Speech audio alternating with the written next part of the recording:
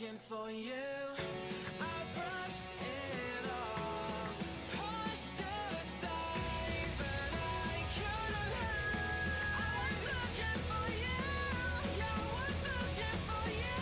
I have my hands surrounded, I have the silence in the roar, just a figure in the dark. As if coming for the storm. If I fall, you catch me, push me back up on my feet. See the strength inside of me, my body fire back to feet. I have my hands surrounded, I have the silence in the roar, just a figure in the dark. Just become before the storm. If I fall, you catch me, push me back up on my feet. Be the strength inside of me, a burning fire that you face. Questions, no doubts, you've got me figured out. I'm standing tall because I've got you right here by my side.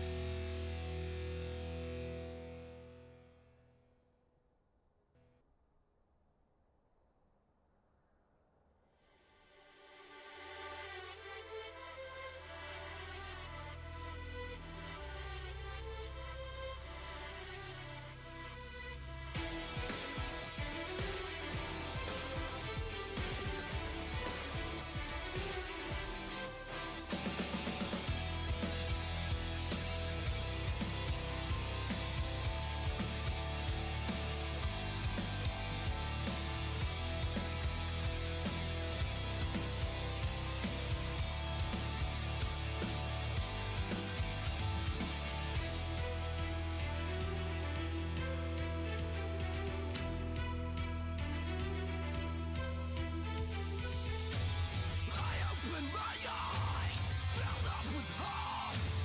I'm seeking all the answers, but it's never enough. I'm facing the mountain, yeah, I'm coming up, away from the path you thought you pulled me on.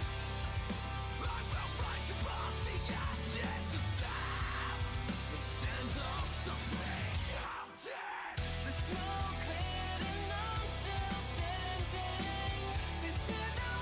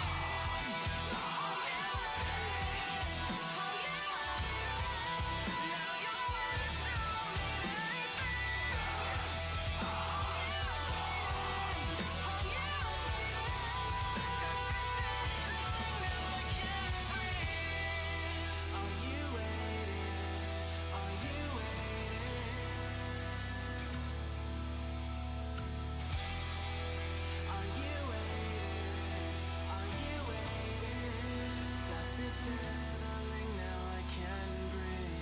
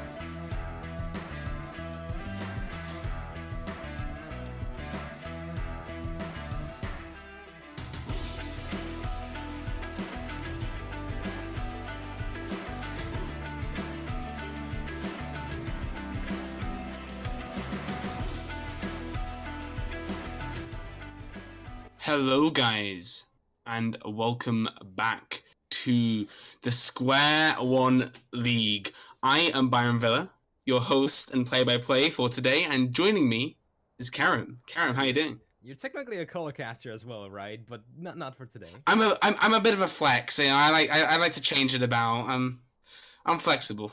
You're very flexible indeed. Perhaps not even just in, the terms of casting, but we're not probably going to be talking about that today. What we should be talking about is the upcoming match that we together are going to be covering, of course, Royal Reapers and CBA. Both of these teams currently sitting at the tops of the standings, and this game is going to be really important, not only from terms of playoff contestants that we're going to be seeing in, a while, of course. However, CBA, they're sitting a spot below Royal Reapers. Their current record is 7-3, Royal Reapers 8-2, and they can still overtake them and give themselves a nice little ego boost heading into the second half of SQ1, not SQ1. Yeah, and this win is so impactful for both teams. If Royal Reapers win this and their next game today, they're 10-2 and they are tied for first place. That is very, very big for them, and it's exactly where you really want to be if you are Royal Reapers. However, if CBA win this, not only do they get themselves another win towards that playoffs, get themselves set up to be one of the big contenders for those top two kind of buy spots, but also, I mean, they also tie with Royal Reapers and get head-to-head on them, I believe, or at least get an advantage towards that, which is so useful when you talk about tiebreakers and seeding and all this convoluted stuff. Yeah, and while we do have some time to go into those playoffs, it is all going to sort of snowball together and just mesh up in this one big mess that is going to be the head-to-head that you rightfully mentioned. Of course, we're still looking at teams not only from terms of standings, but how they actually perform. And, well, it's going to be my big question for both these teams, because I feel like we have a very similar playstyle for both of them, where both of these teams really enjoy playing through their bot lane. So I do believe that that can be the main focus point for both of these teams, not only going into the picks and ban phase, but as well as the actual execution of the game itself. Yeah, and you see it in their picks. I mean, Yoshi is cool. He absolutely loves his hyper carries. He has been trying a little bit of Lucian, but he's mainly sticking to those hyper carries, the big mid to late game power spiking champion that can really take a hold and carry a game. On the other side, Vayne God, it's kind of implied in the name, he likes a good bit of Vayne. And so those two big hyper carries that I'd like to play, but also I would put your eyes towards the mid lane, and you kind of see the supportive playstyle from them coming around on Corki for the side of Omena and the Sandra for the side of Paulson. They love both these picks, and they both love to roam, go bot, make plays, get their bot lane ahead. it's something that you really want to do if you're trying to play around your bot lane. And playing champions like Corki and Lissandra, who can get around the map very fast, make these big plays that can be very impactful around the side lanes.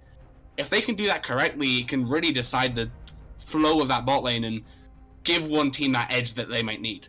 And I feel like another resident sleeper pick is sort of that Galio. Of course, it can be flexed over to the support role, or as you mentioned, into that mid. Both of these players, of course, as you rightfully said, would love to go into those side lanes to try to affect them. However, so far, not too much pressure being put towards that mid lane.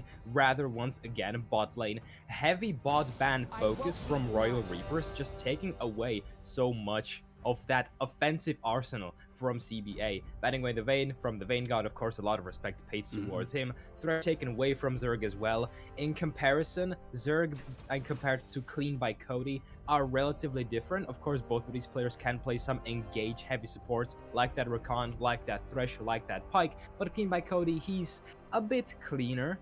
Pun intended, he's also a bit more safe. So while that Morgana is taken away from him, I do believe that it's still going to be Royal Reapers taking a more safe version of that draft, as we do see the Sivir being hovered right now. I do quite like Lissandra though. You look at the Vayne being banned obviously from Vengal, but then also look at the other two bans, Fresh and Sejuani. Those indicate to me they don't want you to be making plays. They want to take away those big playmaking champions and try and make them be on the back foot. Lissandra though completely counters that. You can go in, you can ult someone, make a big play, root some people up. It's exactly what you want to do when you see a team banning away picks that they're like, okay, please don't engage on us. Now, and it also, yes. yeah, and also it comes across with Sivir and Nocturne too. Sivir, very good at just pushing out and getting bot lane priority. You don't want that engage around there. With Lissandra and Nocturne now, Sivir, well, Yoshi is cool on the Sivir, has to be very careful, because if he's shoving in bot lane, if he's trying to get those platings, and he's caught out a little bit overextended in that bot side, Lissandra goes down, makes a play, all of a sudden it goes a little bit sour, especially with a Nocturne too, who can respond very well. It kind of goes either way, but it's very nice to see them try and take away this playmaking potential, but I like the complete response of CBA is Zach, another playmaker. Yeah, and well, Royal Reapers, they try to restrict that arsenal of playmaking champions from CBA, but they're just responding, as you said, with pure engage. So Zach, of course, heading into that Nocturne, it's going to be an interesting dynamic. However, something that, in a sense, kind of counters Nocturne is this Lissandra pick in the mid lane, because now you're going to have to pick something with really, really strong wave clear, because Lissandra is always going to be able to neutralize that wave and allowing you to go into the other side of the map and pair up with your jungler. So in this case, Nocturne is going to have a bit of a harder time trying to counter Zac in his jungle. However, it's going to be still really important that he does so, because you always want that vision in the enemy sector of the map. If you never know where Zac is on the map, you're always going to be terrified, because he can jump up from anywhere. And at this point, I really want CBA to pick something high impact. You can flex this Lissandra also to the top lane. I feel like we should not be forgetting that. So those back doors are open if they perhaps want to go for something that can snowball in the mid lane and try to shut Omena down as well. Of course, we're gonna have to see, as Riven is taken away from the board and Ahri now, once again, paying respect to Omena, one of his 2 signature picks. I also really like this Alistar pick. Like we talked about the whole playmaking shenanigans, the Lissandra Zac, you know they're going to be trying to engage on you. What they're going to do if they try to engage and there's this big, beefy, blue/purple cow, I'm colorblind, sorry, just standing there with his ultimate and say, you can engage me with your light, I'm just going to tank all of your damage and my Sivir's going to free hit you. Yeah, like, definitely. It's a fantastic pick against what they've drafted. Yeah, it's kind of a counter pick, as well as allows you to get a really safe bot lane, because now if you do go for that Pike, Alistar gets a nice little laning phase against him. Of course, now I want to see Royal Reapers focusing around that mid lane. Something like that Orianna could play into their hands very well. Instead, it's going to be the top lane hover. Of course, SpamFF, he's your typical islander, as I like to call them. Those top laners, they're not too fun. They're kind of antisocial. They just sit around in their top lane, not doing too much. However, something that we have seen from SpamFF is that he's really good at setting up so many of these plays with his macro control. So look how he controls the top wave. He's going to be playing into Aurelia, I am assuming, so he can have a really, really tough time in this matchup unless DEA goes and tries to relieve some of that pressure from him. Yeah, and what makes Irelia so annoying for Sion is Sion likes to keep someone in the same place. Let's use his Devastating Smash and just kind of keep this one person where they want to be. But Irelia would say, okay, you're going to try and Q me, I'm going to dip and dive away, and then I'm going to go attack you from behind, and it's becomes hard for Sion to deal with. What I want to focus on, though, is this Twisted Fate, because we talked about the fact that these mid laners both like global pressure going down bot side. What's more global than Twisted Fate and Nocturne? Well, obviously there's still more things of bigger range, but Twisted Fate and Nocturne, you could just be sitting on your own side lane, running your own business, all of a sudden 2 ults get popped and you're pretty much dead. And once again, Royal Reapers, they are just saying that they still want to play through that bot lane because they are going to have so much setup with this Alistar, as well as Twisted Fate and Nocturne in there, of course, together with the ultimate from Sivir. It's an absolutely disgusting way to take down your opponents, given that you won't have too much escape with this Nami. The bubble is so difficult to hit in the early game because mostly your opposing laners are always going to have their flash up, and remember, you're also playing against an AD carry with the spell shield, so the potential for a quick dive on that bot side is so huge, and we're going to have to see this Lissandra stepping up, making sure that Twisted Fate is permanently shoved under his turret. If he isn't and he is free to roam, it's going to be so difficult for this Lissandra to do anything without really expending her teleport. And well, Twisted Fate's ultimate comes off a bit earlier than that TP, so there is going to be that brief time window that he's going to be able to use to just bully that side lane over and over and over. And what I really want to see, actually, Lissandra and Zac together have insane CC and gank potential. You could very much, maybe pre-6 or maybe just as you hit 6, gank this Twisted Fate, put him behind, maybe force out a flash or at the very least a cleanse. Maybe even possibly get a kill. And that will help you so much as Lissandra to get that push because you force him away, you get the push, you get him shoved in, and then his level 6 power spike is kind of nullified. That's kind of the game plan I want to see CBA come in with, at least towards that mid lane, try and get a big gank off at that level 6 mark. However, another thing to talk about is the difference between the top lane and the jungler, because it seems a little bit mirrored. Because CBA have the carry top, and Royal Reapers, they have the carry jungle. Well, yeah, I mean, at this point, you still have a lot of setup in that top lane. If it ever comes into a 2v2, it's going to be really even between both of these pairs. However, I still kind of favor Aurelia when playing against a Nocturne because she's going to have more upfront damage in those early few couple of levels. It's going to be, however, Nocturne in the end who is going to determine the fate of this top. Of course, if he decides to focus it. I mentioned that it's going to likely be Royal Reapers just fighting against the bot lane of CBA rather than anything else. But the biggest advantage that Nocturne has, together with Sion, against this Aurelia is you can just ult. You can simultaneously ult, and yes, you're still going to hear those ultimates coming through, but you cannot likely run away from that if you use the paranoia and let the Scion dash at you from the fog of war. It's so difficult to react to, and if Kingan is not at the right spot at the right time, it's just going to result in a really quick kill heading onto the top laner of CBA. But one thing I really like in response to seeing Nocturne getting picked up is the Nami. It essentially means that, okay, we know that they're getting dived now. We already have Lissandra and Zac for engaged CC, and even they can peel a little bit. But the problem is that with that composition they had at that current point, they didn't have an incredible amount of just straight up peel for Vanguard. And I worried a little bit for the fact that Nocturne could just say, okay, I'm jumping on you now. That's just how it's going to be. And this Nami helps so much because not only do you get heal it, you get the bubble, you have the tidal wave, you have so many tools to help Vanguard out in these fights and essentially make it so that Dia's job of assassinating Vanguard becomes like 10 times harder. Oh yeah, especially in the mid game or late game when the team fights actually start coming through. I feel like it is going to be the CBA that are going to have the upper hand as soon as the carries are actually on even footing. However, I'm still looking at that early game because Royal Reapers, they have so many tools to do so, and especially before the bot lane hits that level 6, remember bot lane hits level 6 later than mid lane and generally also jungle. So what that means is that there is going to be a gap without Nami having access to that tidal wave, which means again an easy dive on the bot lane. And at this point, Royal Reapers, they need to set Jinx behind. You said that she's going to have such good peel from her team, and you cannot allow this Jinx to get ahead, because if she is ahead or even, well, she's just going to rip through your team. And so that there are just clear execution ways for both of these teams that they want to approach this game through. And it's all up to them to show us who is the better team at the top 5 spots in SQ1. Right. Yeah, let's very quickly introduce our teams. So, for CBA, in the top lane, we have Jijang playing Irelia, who he has 300,000 mastery points on. That ain't anything to stiff your nose at. In jungle, we have Kingen on the Zac. In mid lane, Paulson will be playing his Lysandra. Vayne got on Vayne this game, he'll be on Jinx. And in support, we have Zerg on Nami. Do you want to introduce the other team? Well, of course, on the other side, we now have Royal Reaper, spam FF, hopefully not FFing anytime soon. DEA, the emergency substitute in the jungle.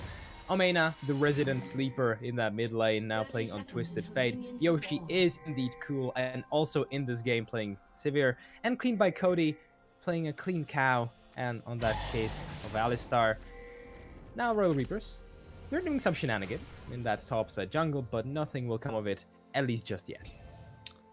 I love my client, doesn't even load it in. But one thing I want to talk about very, very quickly, like you talked about, dive potential bot lane, very, very big, but not just because Nocturne's Twisted Fate globals. Alistair's level 6, not only can we use defensively, but if he just pops out and walks under your tower, what are you realistically going to do about that? There isn't much. Yeah.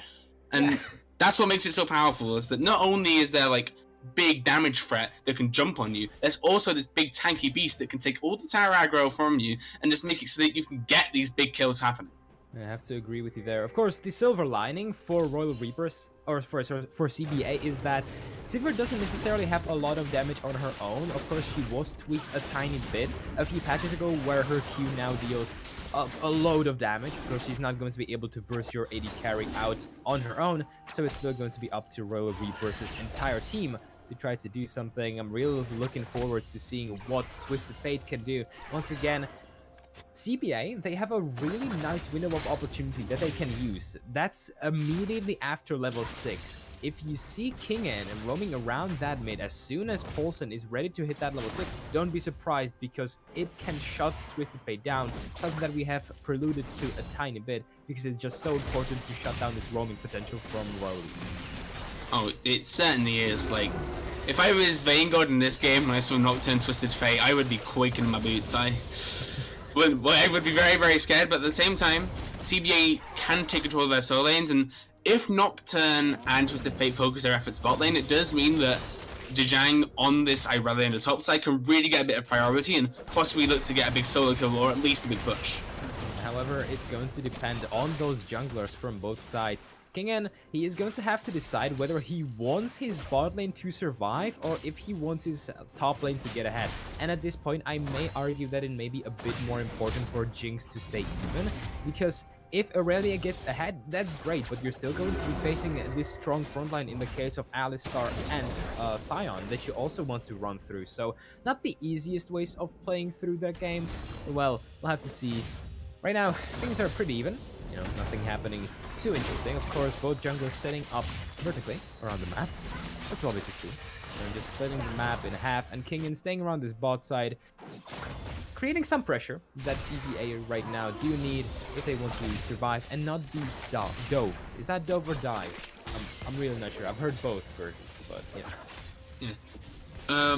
I would say can we look at TS walk animation because it's very odd, but we do see a gank happening in the middle lane as the fight's going on bot lane too. They're not letting me commentate both of these at the same time. Vanguard going low with the ignite, does get ticked down but isn't going to go down, and mid lane, was anything burn? I don't believe so. I think Notch just kind of walked in there and then Lysandra did Lysandra stuff. But Vanguard gets flashed on, never mind, he gets knocked away, forced to flash away, but can he make it out? The trample could get procced here. Vanguard going incredibly low, the flash forward, and his first blood to Yoshi is cool, uses the spell shield correctly and is able to get out with that one kill. Such an important first kill now in the top lane. SpamFF is getting bursted down. Oh my god, he actually is. Jesus Christ. Let me have a break. Yeah, just forced to flash immediately as soon as Ziyang gets on top of him. Of course, really important kill in that bot lane because, once again, Royal Reapers, they want to play through that bot, and that kill also goes not to Queen by Cody, but to Yoshi. Pretty much the perfect scenario that you could get, and now it's going to be able to escalate things even further. This was even before level 6, and it's just going to facilitate this gank that we keep on talking of even more.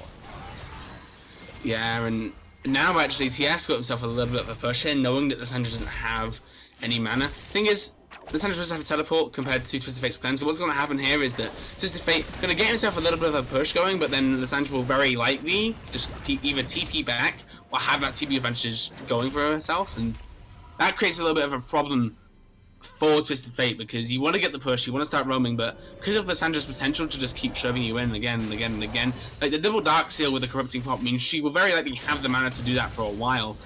It becomes hard for a minute to really get those big roams off, and it's why you don't often see TF, but never mind, it's looking like a play could be being made bot, but Mango just throws down some traps and that's enough to ward them off. Now Lissandra just eats a couple of rockets and runs away.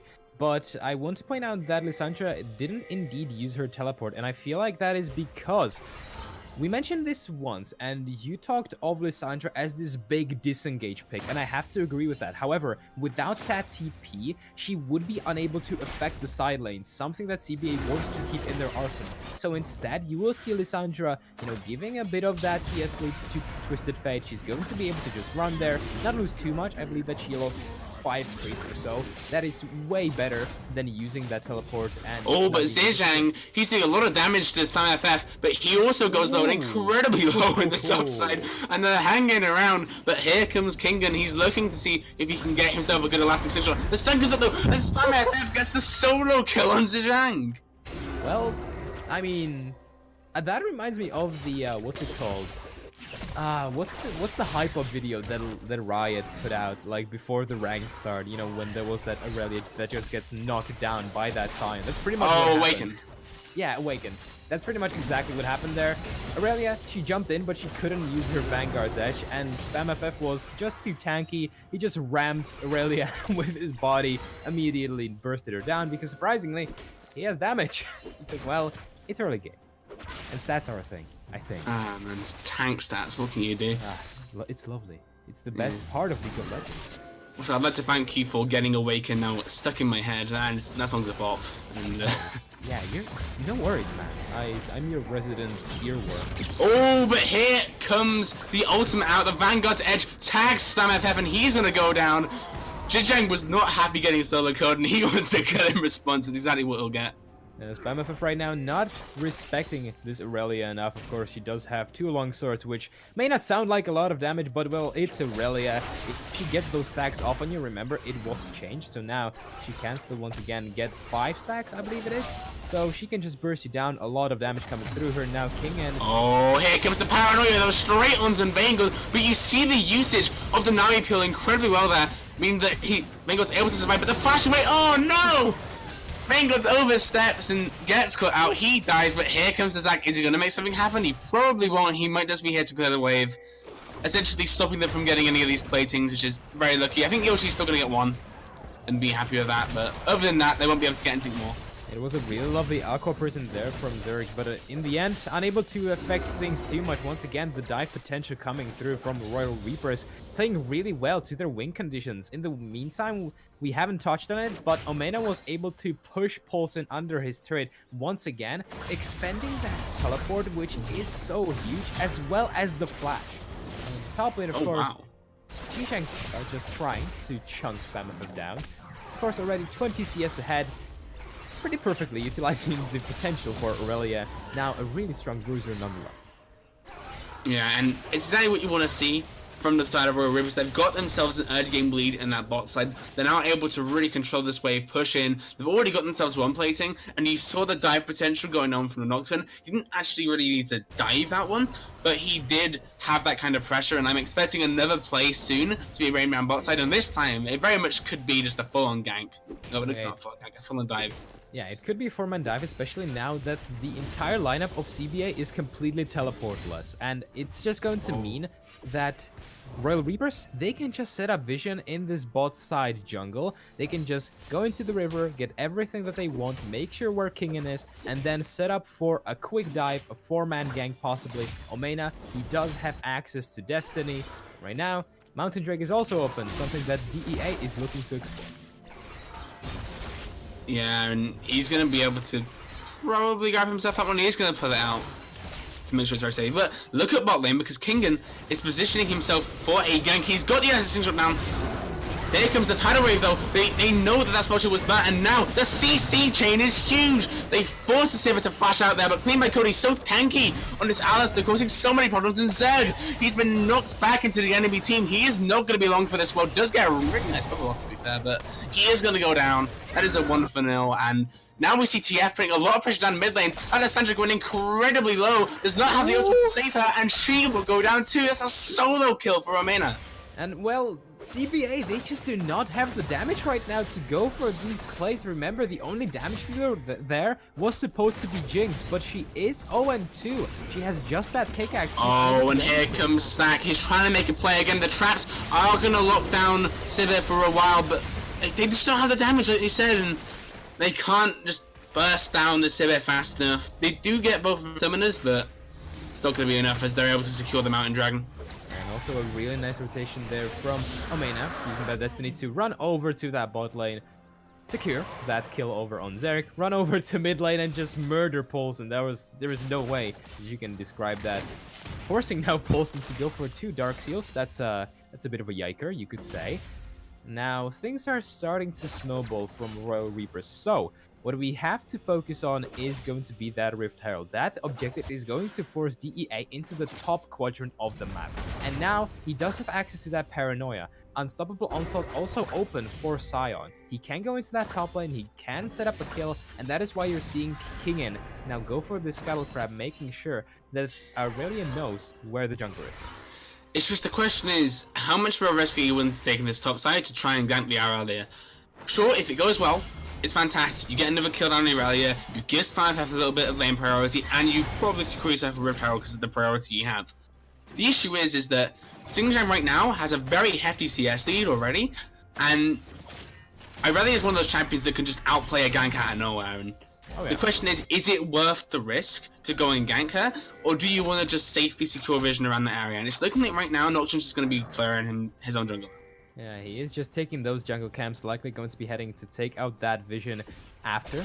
However, taking away this Aurelia would open up that Rift Herald, so it may be a risk worth the taking. Of course, you still have to look at the teleports open for the side of CBA. It isn't up yet on Lissandra, and it's only Kingen that is going to be able to help this Aurelia out. Of course, if he isn't that top lane, that is there's a very big possibility that that gank can be botched. However, you also have to look at CBA's map, and now the plays are coming through on that bot side. One Boomerang Blade just chunks Zerg for half HP, and there is just so much pressure being built up by Royal Reapers, it's unreal. Yeah, and you're looking at CS leads, bot lane, top lane, not top lane, sorry. Never mind though, big fight is going on top lane. I had to focus in the right place, it's the wrong thing coming out my mouth. But a big fight coming out, but here comes the Destiny. Are they going to be able to make something happen? The Zerg gets deleted, and that's a double kill going over to Yoshi. Is cool. Now 4-0-1. Oh, here's Poulsen. Can he make the play? King Cody goes incredibly low. Here comes the teleport too, but Zac gonna get knocked into his globules. What can they do about this? Poulsen does get 1 kill, and here comes the little thralls. Xingjiang looking for a big outplay. A lot of low health members, but he's going low health too. He needs to be very careful. Yosh now does get ultimate, but is going to be able to get out. Oh, Omena flashes in, but isn't able to connect with the gold card just yet. But Omena goes down eventually. It's a very, very close spot lane guy. Oh, Poulsen goes down. Yoshi's 5-0-3. Goodness gracious me. That wasn't even a fiesta. That was really well executed by Royal Reapers, especially with that turret aggro at the end. Omena taking about 2 or 3 turrets, making sure that Yoshi can just run under that turret and finish the job. And that is just so many kills now heading into the back pockets of Royal Reapers. Once again, just snowballing that lead further and further.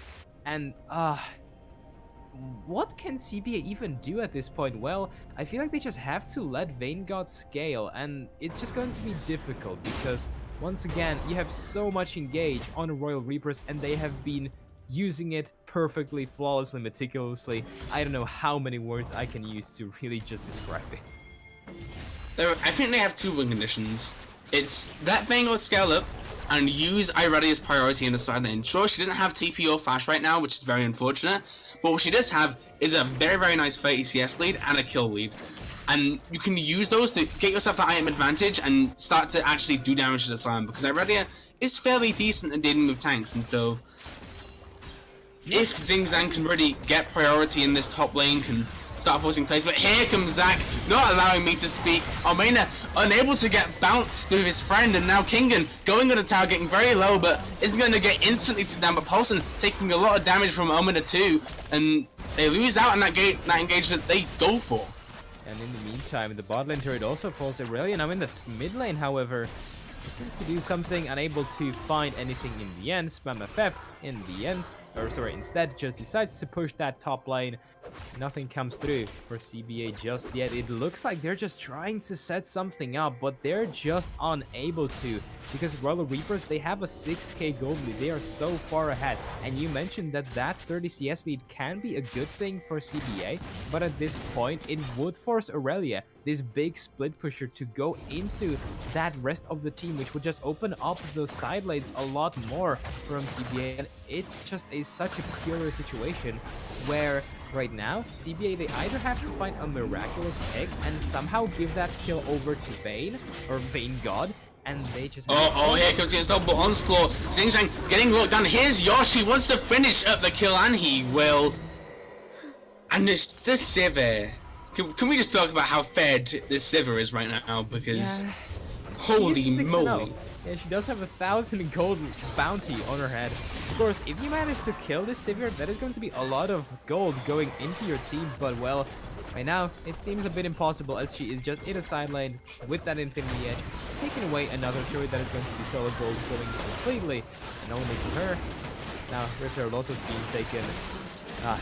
Nothing is going well really for CBA. Yeah, my question is, why are 4 members of CBA on Ocean Drake when Rift Tower and the top lane tower are getting took? Like, oh, never mind, another fight kicks off.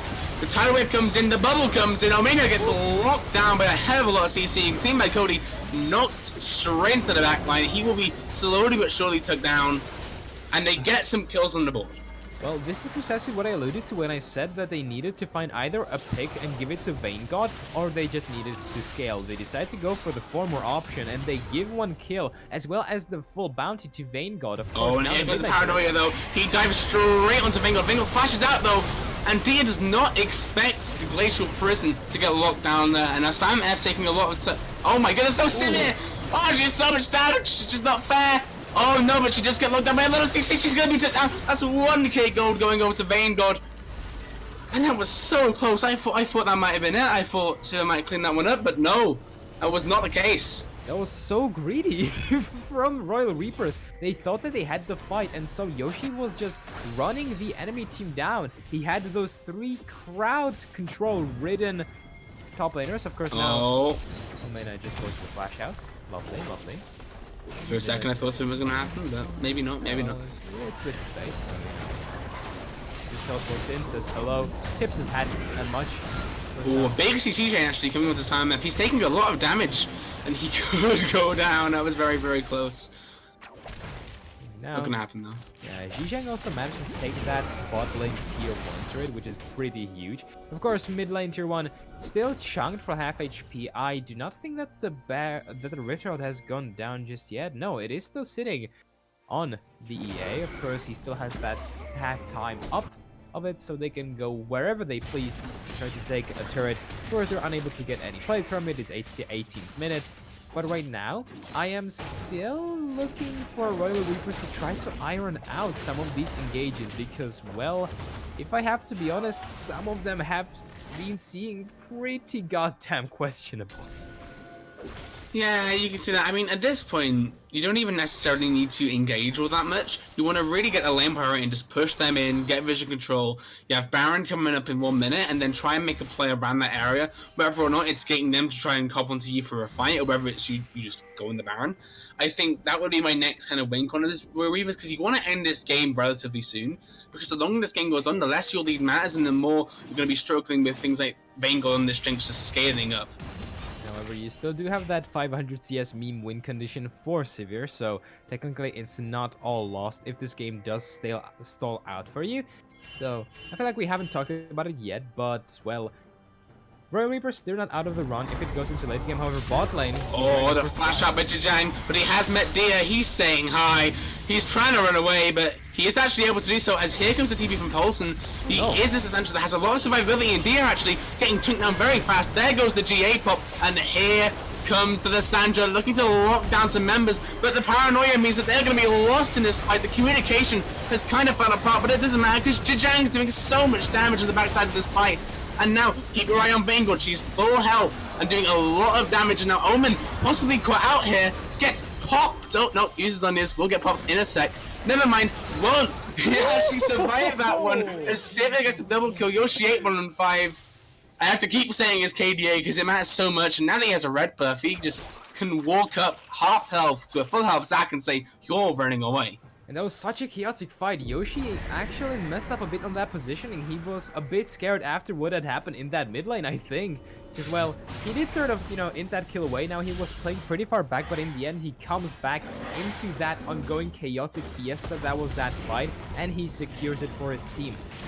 The thing with CBA right now, and it was really well illustrated by that last fight, if Yoshi isn't in it, they can win it. He is the only real Fed member on the side of Royal Reapers. Well, I mean, you know, you do have Twisted Fate, but that's Twisted Fate. But if Yoshi isn't in that fight, you can definitely go for the play and try to win it out. But you have to burst these members out before that Sivir gets there. And against that, you will have that stopwatch being finished soon by Omena. You have this Guardian Angel on Nocturne. You have Spam FF, who is essentially, you know, an unkillable technically with that passive, and it's just so difficult for them to do so. Well, Royal Reapers, TLDR, they're fed. Yeah, they certainly are. The Destiny is coming in. As Xingqiang getting claps on for the second time. This time, will it go well? It's looking like it. Xingqiang going very low, but just trying to get the outplay. The paranoia pops, and there goes Zhang. I thought there was possible outplay there, but it just didn't happen. He goes down. He's caught overextended. Well, quote unquote overextended. It's hard to look at his death spot, and it's sad to say that is overextended, but that is the case. Now Royal Reaper is gonna cash in on a Mountain Drake, hopefully, as an engage comes in. No, never mind. Here's Zac. He wants to make this fight chaotic, and Amina does get tucked down the backside of this fight, but Yoshi stays alive, and that is not the person you want to keep alive in a fight. Is gets 1 kill, 2 kill, 3 kill. Oh wait, never mind. Finn might go to go one. And they're stolen away from him. Sion just cleaning everything up at this point. Baron buff is open, and Royal Reapers, they get yet again another massive team fight win on their back. I don't think there is any contestation that CBA can do. Of course, teleport is up for Zhang. That ward isn't there anymore. I'm sorry. It was just violently murdered. Mountain Drake is up, and with the Sivir, it's just bursting down. So damn good. Yeah, and there's nothing realistically that CBA can do about this. It's just gonna go down. They're gonna get a good cash in on their gold, and it's so hard to look at this game. And sure, Royal Reapers could very much botch a few more engages, and that can open up the game for Vanguard. We have seen them in these fights unload a lot of damage, and it's only gonna get harder to deal with as the game goes on. But now they've secured the Baron buff, and they have the likes of a Sivir, Twisted Fate, and a Sion. And that kind of side lane threat that you can expect from someone like a TF is incredibly scary to deal with. As he's just pushing up mid right now, they're going to go and secure that dragon as Sion getting himself top lane priority. And the question is, how are you going to deal with this now? Because Baron buffed Sivir is the pushing monster. And it's disgusting, yeah. Especially with Mountain Drake. 2 Mountain Drakes, I'm sorry. Oh my goodness. Christ. You could say they have a little bit of a mountain to climb if they want to win this game. I'm sorry, okay. I have my hands up for that one. But Zhang... I would spam FF if I were you right now. Okay, Oh, here comes the elastic thing, so does get knocked away though. Great play by clean by Cody. Oh, You could say it was no. clean. Silent Theft though, taking a lot of damage on the backside of this fight, but Zhejiang can't make anything happen. Silent Theft gets himself a kill, and the engage comes out onto Zerg. He's getting ignited, it ticks down. Double kill for Silent Theft. He does get caught from the tower. He is unfortunately going to go down, but he is going to get some damage onto this tier 2. Very likely actually take it down, as here comes the Destiny under the tower. Omena may have overstepped his bounds though. He's going incredibly low, but the Zonius comes out and Paulson now gets cut out by Clean. Vanguard trying to make something happen, but my goodness, that Sivir also did a lot of damage, and they're going to take down the tower. They're going to take down the inhibitor, and I'm not going to say they'll end, but they'll probably go down bot and get a second inhib. They could definitely go for that second inhib. The EA is already smashing away on that tier 2 turret. He's going to be going for more. Right now, Royal Reapers, they're just cleaning house. Again, it's pretty much impossible for you to deal with Yoshi right now. King in the front line, goes in. Oh, but here comes the Let's Bounce, brings 2 people under the tower, and that changes a lot of things, because now all of a sudden they've got themselves a little bit of a life lead, and Zhang gets himself a few kills. Yoshi is going to grab himself a nice red buff though. He's... oh my god, he's 12 on 10. Oh. Yikes. You know, I would say something, but that pretty much perfectly sums it up. Just yikes. 12 and 1 Sivir, that's not something that you ever want to see in your game. He is sitting on 4 items. And he also has a GA. Like, if you ever hoped for bursting him down in a team fight, it's going to be impossible right now. That was the only way that they were going to win that fight, if either Yoshi isn't there or if he's dead. Now, he does have that GA, he does have Spell Shield, he also has so many tanky members that can just peel for him in the case of Alistar and Sion, as well as Nocturne to just dissuade the communications from CBA. It's so difficult right now. To put in perspective how fed this Sivir is, we're 25 minutes in and she's 1 item with a full build. Yes. Like, precisely. On Sivir, mind you. On goddamn Sivir. Like, in comparison to Vanguard has 2 items, right? That's, you know, just throwing it out there. He has 2 items, of course. I feel like instead of just keeping on, you know, clamoring over how bad Royal Reapers are, I feel like we have to say that they play this game really well. They set up clear winning execution for them. They set up their win objectives, and they played to them perfectly. Right now, CBA, they need a miracle team fight or 3 to really come back into this game, because, well, unless they do so, it's a really big GG. Of course, now they can maybe stall this game out a bit. They do have the Jinx, who can clear out the waves pretty effectively. Baron buff isn't up yet, so there are no potential objectives for Royal Reapers to go and take. So technically, they can keep themselves up alive for a few more minutes. yeah, and I will say the team composition for CBA isn't actually too bad at fighting, but here comes the unstoppable onslaught. Does get locked down by a lot of CC, but that might not be it. The Redemption comes down, big fight, big Vanguard's edge. Let's Bounce, not gonna, it's gonna catch one person, but it's gonna be the Alistair. You don't want to pull him into the middle of your team. That's a very bad thing, and Yoshi doing so much damage to Destiny coming in the backside of the fight. There goes Vanguard, there goes Paulson. Wait, no, Paulson's not dead, but he's gonna be stuck in Fountain. That's very likely gonna be it, as Omena does get locked down a lot of damage, has to use the cleanse, but is able to get out, and that's gonna be game. Yeah. GG, well played. GG, RR, spam FF, you could say. Whatever. Royal Reapers, they managed to get a very, very convincing victory over CBA. Once again, drafting themselves what they wanted, playing through that bot lane, diving a couple of times, getting a lot of good ganks on that bot side of the map. DEA playing a nice role. Of course, he wasn't the biggest influence on that game. Yoshi had such good positioning in every single fight that he couldn't get bursted down once. Well, I should say twice, because he does have 1 death, but, you know, regardless, it was impossible to shut this Sivir down as soon as she got rolling, and so a very clean sweep from Royal Reapers. Yeah, when you look at that damage graph, I mean, 31k from Sivir, that's a lot of damage. I would ask you for your MVP. I mean, do I have to? Yeah, I think we know who it's going to. Like, we cannot. Yeah, I mean, let's just say this. Let's just say this, right? Sivir was fed. That's all I'm gonna say. No other ways of influencing the votes or anything, whatever. Sivir was fed. I feel like that's it, you know? That's just how to describe this entire game in one sentence. Yeah, well, thank you guys for joining in for Game 1. Game 2 will be Seadogs versus Unknown Enemy coming to you in a little while. We'll have a very quick break, so don't leave your keyboards. We'll be right back.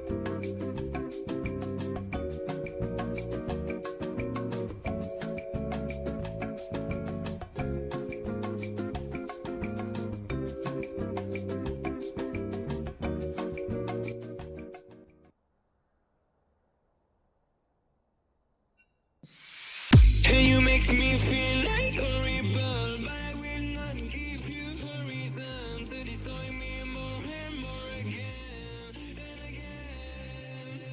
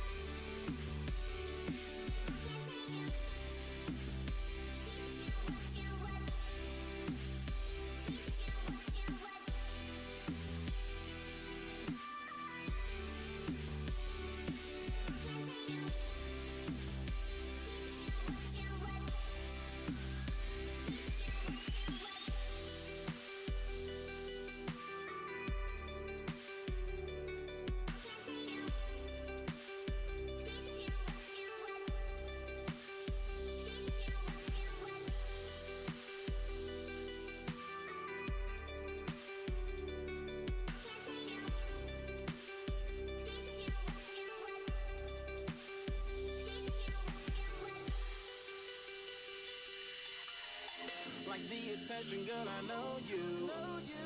But you're everything I want in life. We're fighting danger like kung fu. The love I feel is deep inside. The others don't matter. It's honestly us against the world. We're the perfect team. You're my dream, and I just want it. Can't get to myself. Can't get to myself. Can't get to myself. To myself. Can't get to myself. Can't get to myself. Can't get to myself. To myself. Myself. Can't get to myself. Can't get to myself. To myself. Can't get to myself. Can't get to myself. Can't get to myself.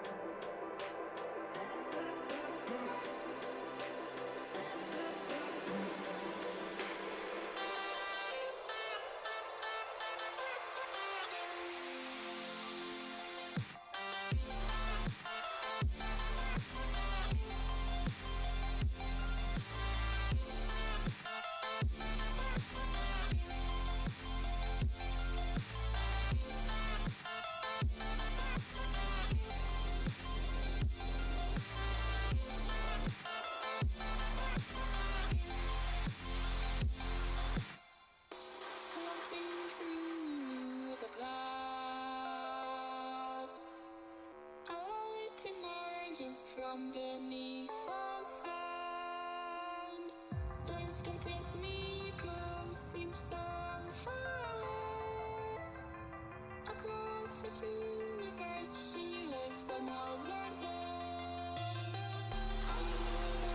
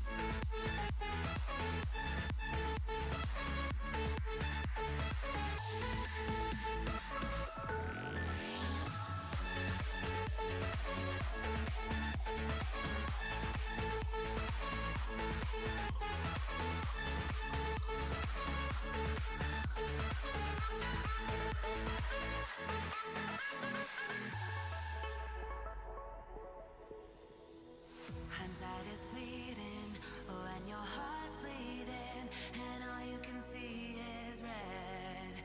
Till you discover it is within each other to forgive and make amends. If I had known then what I know now, I wouldn't have said what I said. I took the long road, thought I'd be better on my own. Sometimes what's right is wrong instead. 'Cause I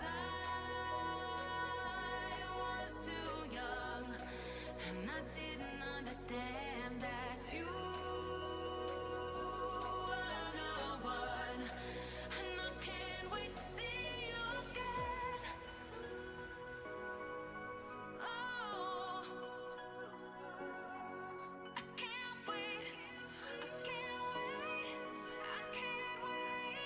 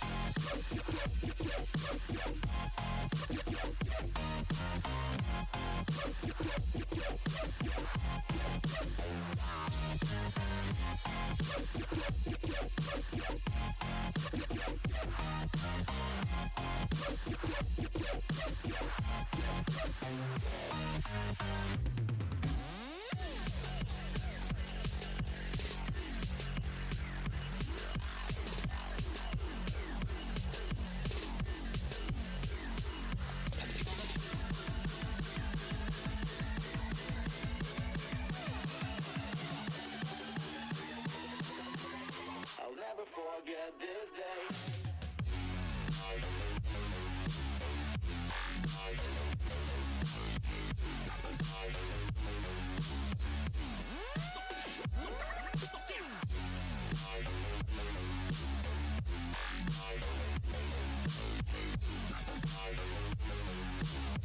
I'll never forget this day.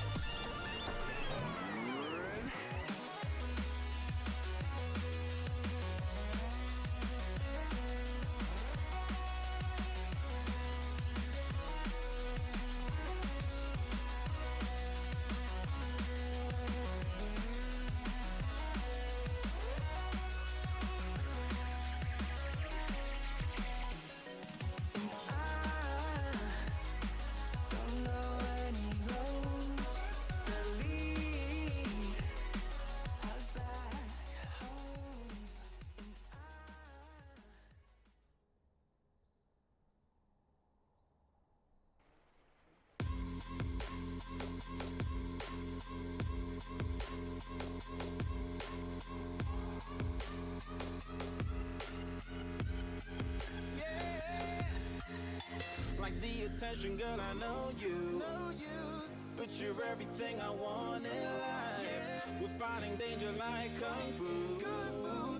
The love I feel is deep inside. The others don't matter. It's honestly us against the world. We're the perfect team. You're my dream, but I just want it. Can't get to myself. Can't get to myself. Can't get to myself. To myself. Can't get to myself. Can't get to myself. Can't get to myself. To myself. Can't get to myself. Can't get to myself. To myself. Can't get to myself. Can't get to myself. Can't get to myself. Oh, baby, if you ever need a helper, you should know that I'll be there day and night. Nobody else can love you better. I'm here just to treat you right. You're the reason I'm alive. You're the only pain I can endure. And when you're not here, you're my dream, but I just want it. Yeah, I just wanna. You're my dream, but I just want it. Can't get to myself. Can't get to myself. Can't get to myself. To myself. Can't get to myself. Can't get to myself.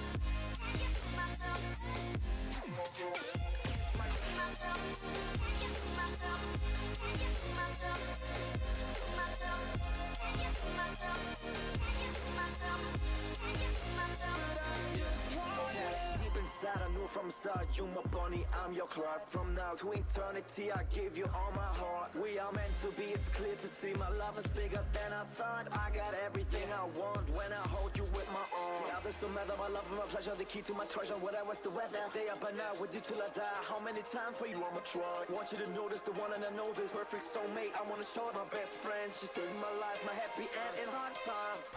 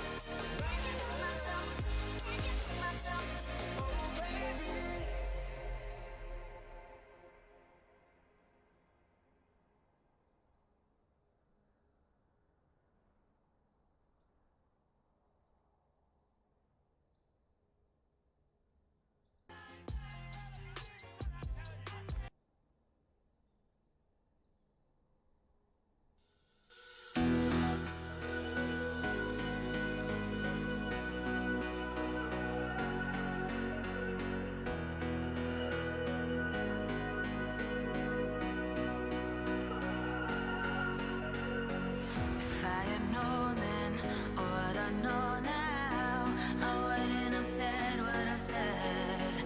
I took the long road, thought I'd be better on my own. Hello guys, and welcome back to the SQ1 stream. We're here with one more game. It is Unknown Enemy versus Seadogs. Once again, it's me, Byron Villa, as your host, and joining me is Karen the Colorcaster. How you doing? I'm doing well after that first fiesta of a show that it was. Of course, still, it was a very clean game, and it actually had a very similar pretense to it because both of those teams were kind of even. Now, we're going to be going into this game, and Seadogs and UE, after their games that they played just a few minutes ago, they are actually even.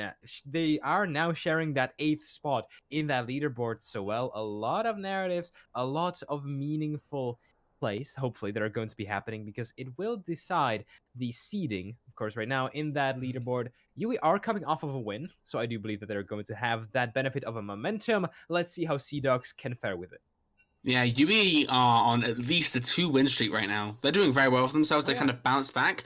So they could be looking at, if they get this one down, which should be fairly a close game, because UE on the upswing.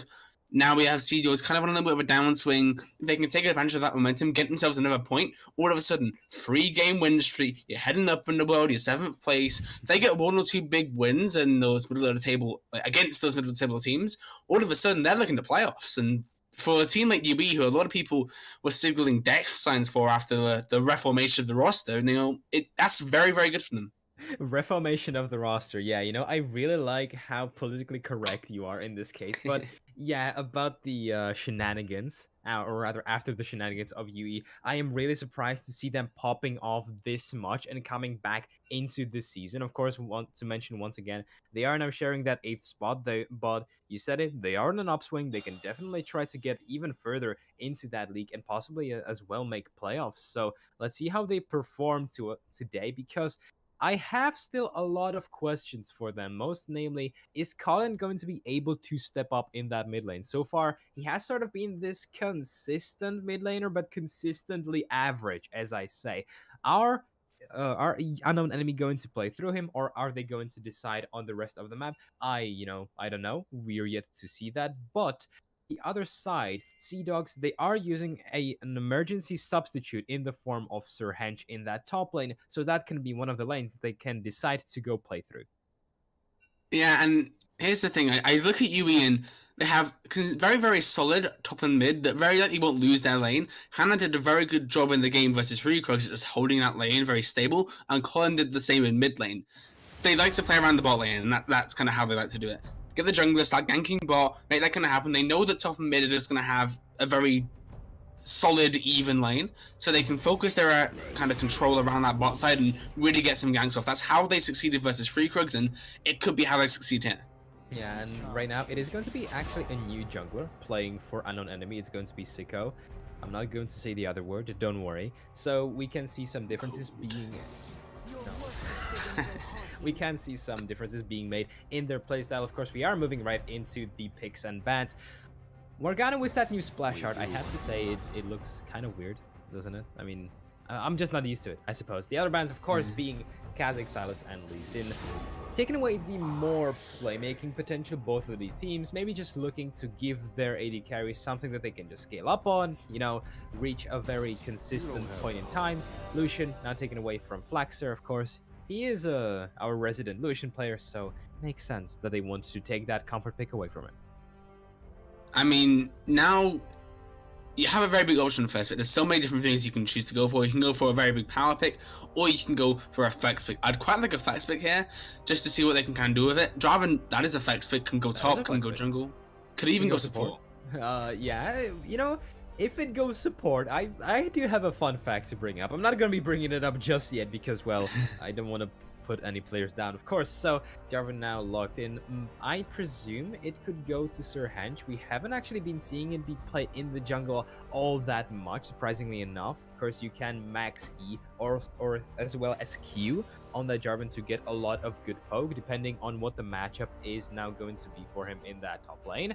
Now, on the other hand, well, unknown enemy, they're just locking themselves pure engage in the first couple of picks. Alistar's in Zhao looking to make some plays happen. However, we're still going to have to see what their carries are going to be and where they can play through, if it's going to be mid or bot lane.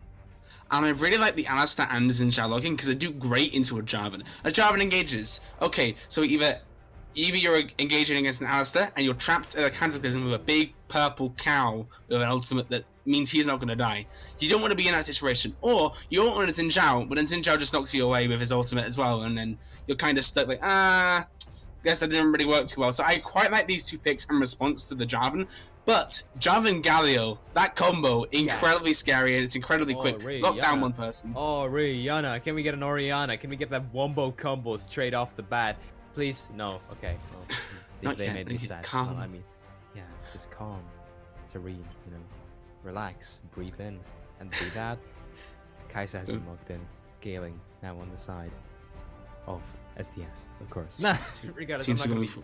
Yeah, Seems I'm not going for an ASMR stream over here. No, but, I'm not going to be going for a sensual stream this entire time. Ooh, I like the Orianna in response though. I mean, Galio, I'm kind of expecting that to go mid, to be honest. I mean, it can go support.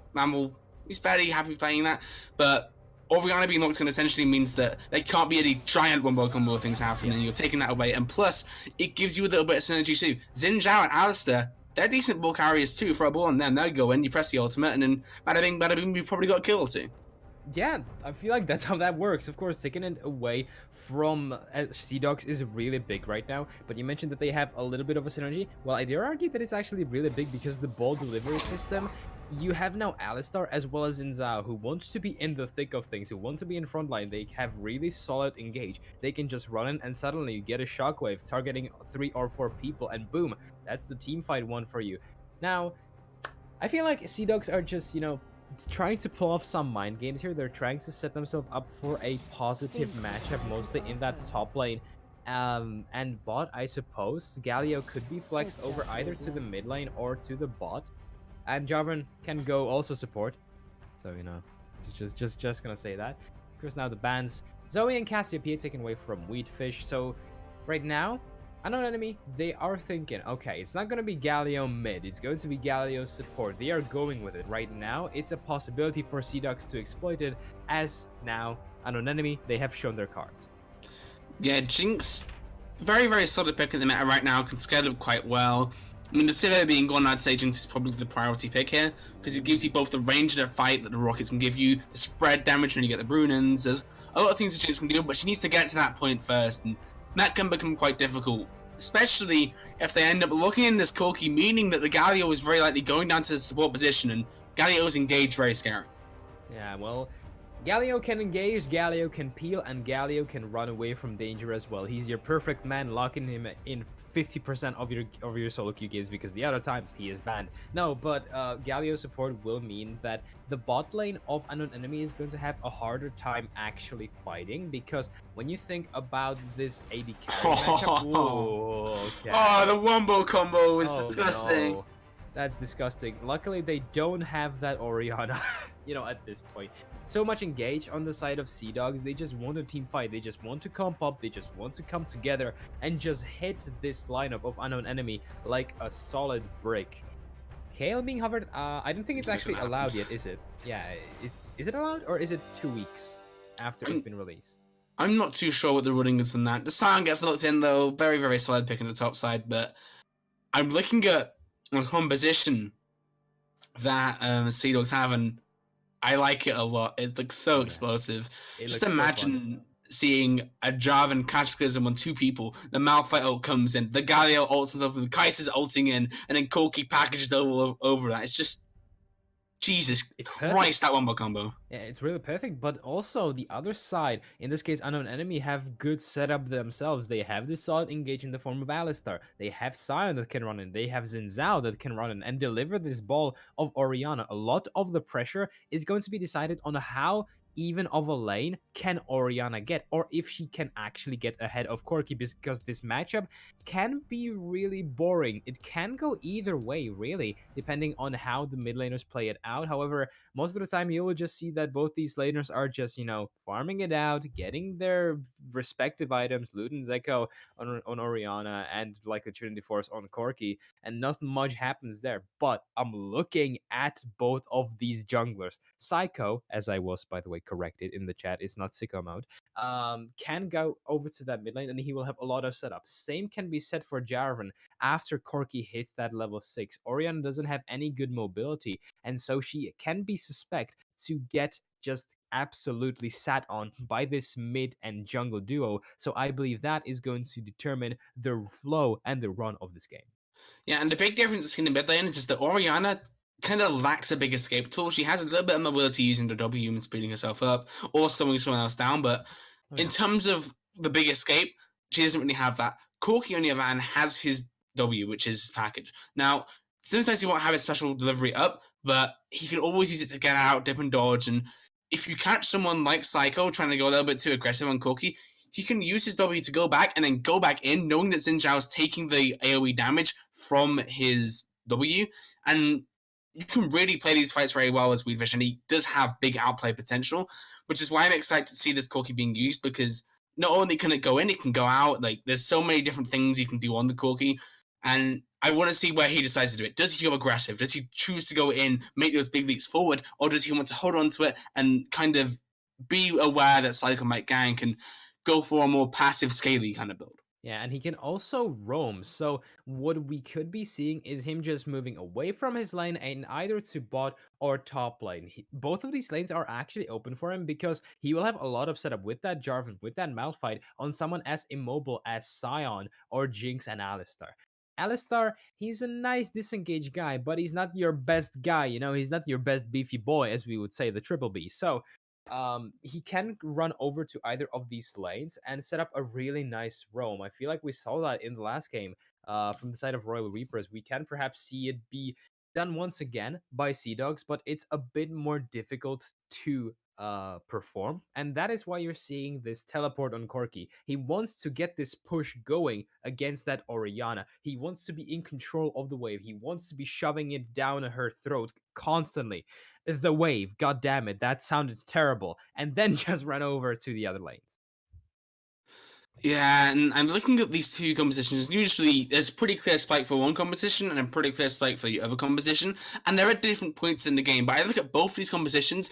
I look at the mid-game with skirmishes, and I say, crikey, these guys have a lot of ways to have these big, like, 3v3, 4v4 skirmishes just get exploded. And both sides, I mean, you got Orianna Shroudwaves and Zhao's Engage, Sion tanking as Alistar as a champion. On the other side, Malphite Jarvan and Galio just jumping on someone. Like, both of these competitions have ways to play around this mid-game super well, and that's where you're going to see these fights really explode, I think. Around this river, when they're trying to get priority around the dragon, if there's an Infernal up, then my goodness, there's going to be an explosive fight around that. Oh yeah, it's going to be really interesting all across the board in the early game, in the mid game, in the late game, if it goes that long. Both of these teams have so many tools to set up these big fights, and they also have good ways to roam around the map. Now, the side of Seadogs have it easier just because of this Corki in that mid lane. So I am looking more so at them, at what they can do in the early game. Because remember, they have these semi-global ultimates in the case of Corki, in the case of Galio. If you count Malphite's ultimate, it technically moves him as well. So you can count that in. So I'm looking at Seadogs and how much pressure they can increase at the beginning of the game, or if they're going to get shut down by this aggressive early pick in the case of Zinzao. If Psycho is able to just maneuver around the map superiorly to Muppet, it's going to be pretty difficult for this Jarvan to really do anything, because Jarvan, he is relatively strong in a 1v1, but remember, he is running that Electrocute as we can see, and Zinzao has Hail of Blades, so any early game skirmishes in a 1v1 fashion are going to go into Psycho's favor. Yeah, they certainly will. And in terms of summoners, nothing too out of position, nothing that I'm too shocked at. I like the double ignite bot. I'm excited to see how that explodes, but that's a commonplace mainly in terms of competitive now. But Yeah. there could be some kills going on. And I can't shake the fact that it's Alistar and Galio. These two champions, they have a lot of CC, and if they can facilitate a gank, they can really swing this bot lane. And we saw that last game. Yeah, and I don't say this often, but in this case, the matchup of Galio and Alistar actually requires some skill for Galio to actually play it, because remember, Alistar, he has that strong engage in the form of the Headbutt Pulverize, and you have to react to it really quickly as this Galio to shut it down. If you can get the taunt off before the Headbutt actually connects to you, you cancel out any sort of meaningful engage for Kerben.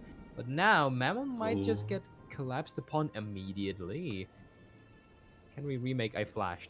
Oh, that's actually 250,000 IQ there. Ooh. Nice. But Wheatfish didn't indeed flash, said the narrator.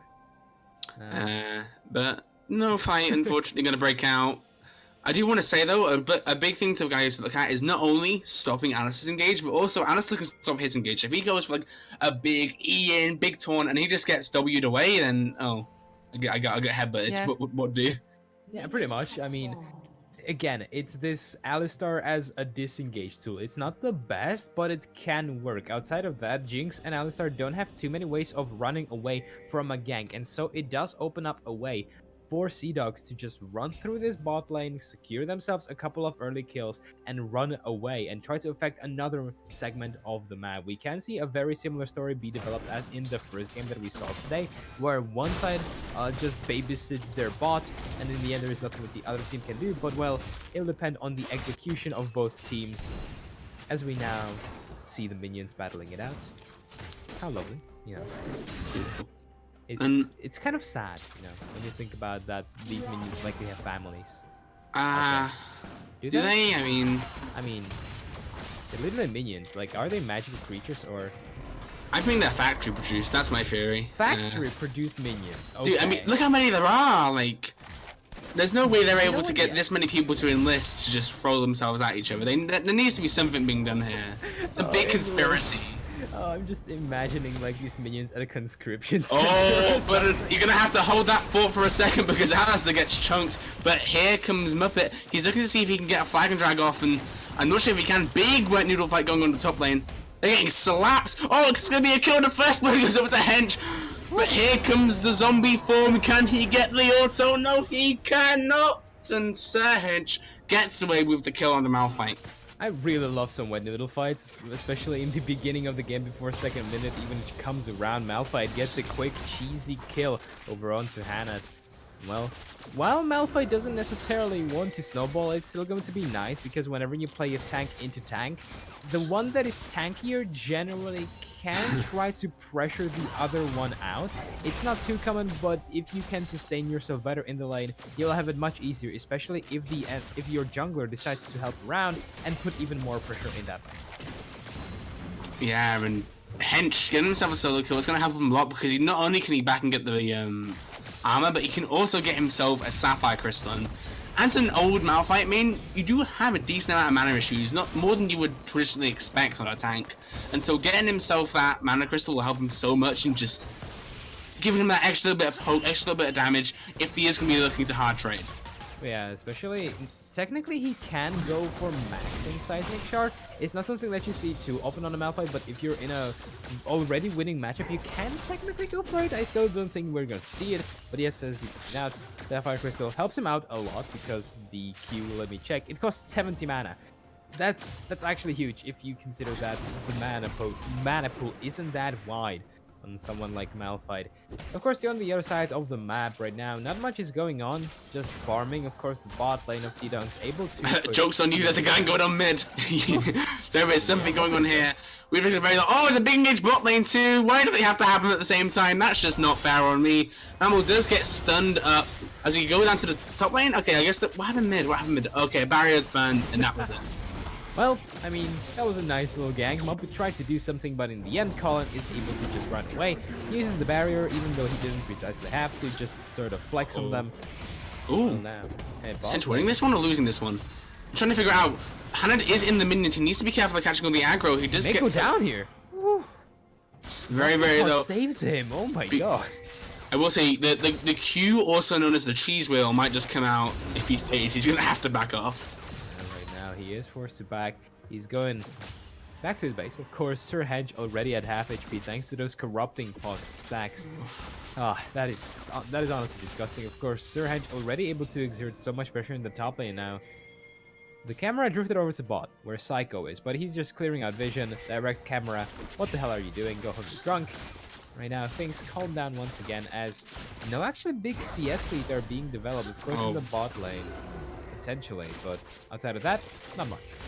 How many people are heading around bot side though? We have Psycho, we have Muppet, all hanging around, and a big engagement from Gurbit now. He's going to see if he can get something going. The taunt does come down from Mama. He is forced to flash out as Psycho comes in, trying to get a kill, but he does get stunned up, and he's going to get took down. Muppet gets himself a kill, Mammal gets out, and now Muppet eyes on the flag and drag. Does he have it up? Will he get it in time? Can he look down Yui Flaxer? He does! Oh no, the flash comes out and he gets looked at the tower! Oh great play by Yerban, and Flaxer gets himself a kill in response, and whew, that was very scary. Yeah, Yerban saves that fight in the end, gives a kill over to that lovely Jinx. Of course, a botched engage in the end is turned away by greed on the side of Seadogs. They overextend and they get rightfully punished for it. However, a quick kill goes into the pockets of Muppet. And well, that's a 1-1 trade, of course, nothing too terrible, but that kill is sitting on Jinx, and as soon as she can hit those power spikes, especially if it is earlier than Kai'Sa, they're going to have such a big advantage in every single one of these team fights, assuming that she can just stick in that, what's it called? Backline, yes.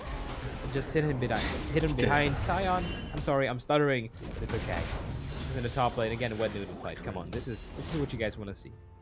Yeah, one thing I do want to look at though is how those team fights are going to play out because Kai'Sa and Jinx have surprisingly different roles come the mid to late game team fights, because Kai'Sa doesn't really have the range of a Jinx with those big rockets, and so what Phil's going to be looking to do in the mid to late game is actually jump onto the backline with the likes of Muppets, Hench, Mammal, and really there isn't much of a quote-unquote backline for the side of Seadogs. I mean, Corki's probably the best there, but all of these 5 champions can dive at the same time, and that's going to make things a little bit difficult for people like Xin Zhao, who typically want to dive the backline.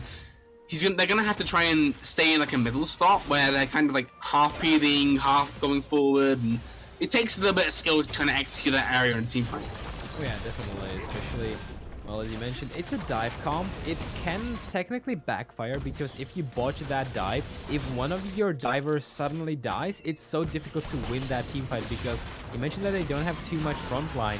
That is absolutely right. Like, if that engage is turned around on its head, similarly to how Seadogs have been able to do so against the engage of UE a few minutes ago, it can sway the tides over to UE, but in the end, it comes down to the execution and how safe can Flaxer just stay in that back line. So don't be surprised if you see him going for something like a quick QSS, even though he doesn't necessarily have to build it, because all of the CC on the side of Seadogs are knockups, so, well, likely just a quick GA coming from. Yeah, I have to admit, I do worry for Seadogs in the mid to late game, just because I look at Alistair and I look at Sion, and I think you're going to try and dive with those people in your team, and whilst they have so many threats that I think they could probably do it, it still does worry you naturally, because champions like, especially Alistair, is seen as a very anti-dive champion who can just knock people away and cause a lot of problems, and so that I think they're even going to have to try and find a way to get Yub and Handed out of the fight, maybe try and force a fight with less people around and just go for picks, which is very, very viable for the composition. As we do see, Wheatfish has the package. He might look for something mid lane, as Muffet's hanging around too. Oh, as he does, he packages in, uses the second use of the W to clear the wave, and he's just going to push in, you know. That was lovely. That was a mechanical outplay of those minions. Of course, they do have a soul, as we know, as we said. Or wait, no, we didn't say that. Well, I don't think they have a soul, you might too. But Philister does get chunked for an incredible amount of damage, is ignited, but does use the Void Rush. Can he get out? He does get out, and Mammal taking the last little bit of damage. Oh no, here comes a Super Death, but it completely misses, never mind. As we see Muppet and Psycho both hanging around here. As here comes Muppet, he's engaged, but he just gets knocked out. And here comes Psycho. Now he's here. The teleport does come in from his hedgehog. Keep your eye on the Unstoppable Force. He's gonna go for it. Oh no, it's Weedfish TP. Never mind. I don't know who the people are anymore. Yui Faxa gets flashed on. He's gonna be taken down. Double kill for Weedfish. Well played by him. Such a big play coming from the lineup of Seadogs, able to get themselves ahead. You mentioned that they are going to be struggling in the mid game if they go even. Well, they're not looking to go even. They're willing to get ahead with so many teleports expended. You said that it was going to be Malphite TPing there. Well, it was, but he got cancelled by Hannah. So, you know, it kind of cancels itself out. First now, the Infernal Drake going into the pockets of Seadogs. Colin looking to get bursted down, in fact. Whoa. So much damage. And yeah. The scary thing about this Corki is that you kind of can underestimate a lot of his damage. Once he starts getting that far ahead, gets his Triforce, that big item spike for him, then it's very, very difficult to deal with, as he does have a lot of big burst damage that you don't typically expect from an AD carry, so it is something that they need to be wary of. And he was actually originally meant to be an AD carry, wasn't he? yeah, believe it or not. I mean, Graves is meant to be an AD carry, and look at him now, so yeah. It's the old meta, right? Kind of, not really. The crusty meta. Yes, the crusty meta. That sounds like something for SpongeBob. Regardless, he did have just a Sheen up at the time, and already he was able to just deal out so much damage.